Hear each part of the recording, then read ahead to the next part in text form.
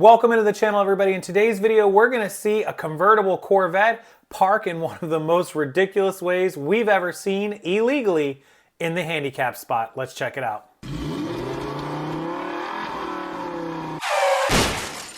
Yeah, guys, let's jump into the video. You're going to see this convertible Corvette park in Cape Coral, Florida at a Walmart in one of the worst ways we've ever seen here on the channel. Let's jump over and check it out. Legally parked in a handicap spot. Check this out. It's a picture from a viewer taken at the Walmart neighborhood market on Skyline Boulevard in Cape Coral. You can see the car had no visible placard hanging from the rear view mirror. Cape police say this year alone they have already written more than 200 tickets for this.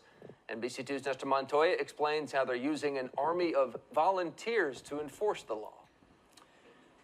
Well, we are already halfway through the year, and the number of ordinance violations written could very much surpass the last year's amount. Police tell us that their public service aides are the ones cracking down on drivers breaking this law.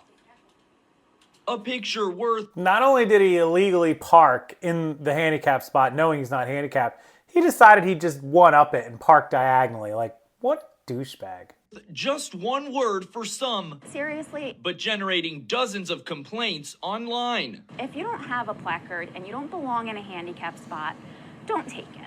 This black Corvette seen crookedly parked at a Walmart neighborhood market had no visible handicap marking. Your car is valuable, we get that, but kind of park in a spot like the rest of us. We can't tell if the Corvette had the proper plate. You do have to have your... Of course he didn't have the proper plate or the proper tag. Here in Florida, I live in Florida where this is at, you are supposed to have a handicap tag on the back of the car. We don't have front license plates. The back one has to be on, and you're supposed to have the placard hanging from the window. It's both here in Florida. Look it up, feel free. And he had neither. He was parked crooked.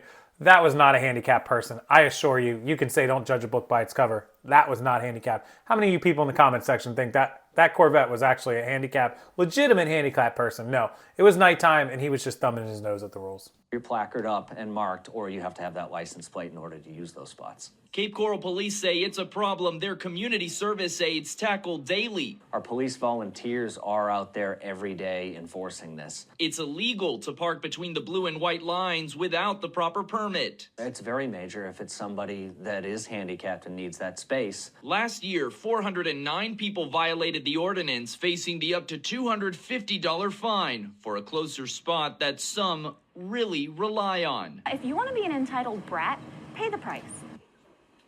Man, she gave it to him, entitled brat. But 409 tickets in 1 year is what they wrote, which is like a little over one ticket per day. We have 365 days. So like 1.2, 1.3 tickets a day. However, you guarantee that 10 times that many park like that on a monthly, yearly basis. Unbelievable, especially that vet just throwing his name up. And she made a good point. It's a valuable car, we get it, but park like the rest of us. I drive a valuable car and I don't park in spaces like that. It's just called common courtesy.